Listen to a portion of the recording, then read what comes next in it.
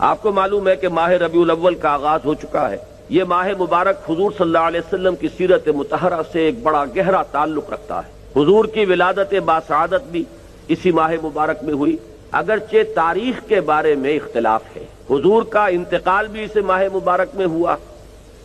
اور وہ متفق علیہ تاریخ ہے 12 ربیع الاول اصل میں حضور کا یوم وفات ہے، اور اکثر محققین کی رائے یہ ہے کہ آپ کا یوم ولادت جو ہے وہ 9 ربیع الاول ہے۔ یہی وجہ ہے کہ مجھے یاد ہے کہ ہمارے بچپن میں اس دن کو جو لوگ کچھ تھوڑا بہت مناتے بھی تھے تو 12 وفات کے نام سے در حقیقت یہ نام یاد کیا جاتا تھا۔ حضور صلی اللہ علیہ وسلم کی وفات کا دن ہے، کچھ کھانا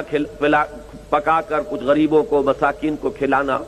یہ در حقیقت چیز تھی کہ جو اب ہوتے ہوتے اس نے بہت ہی ایک دوسری صورت اختیار کر لی ہے۔ اب یہ ایک جشن بن گیا ہے اور ایک عید کا سا سما، بلکہ واقعہ یہ ہے کہ جو اصل 2 عیدیں ہیں وہ کہیں پیچھے چلی گئی ہیں، اور یہ جو 2 عیدیں ہم نے ایجاد کی ہیں،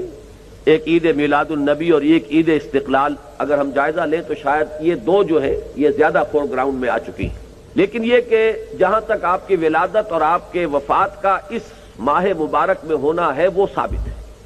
مزید برآں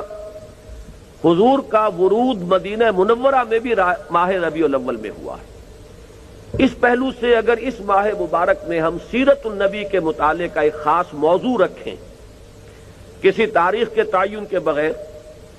اس مہینے کی مناسبت سے سیرت مطہرہ پر گفتگویں ہوں، غور و فکر ہو،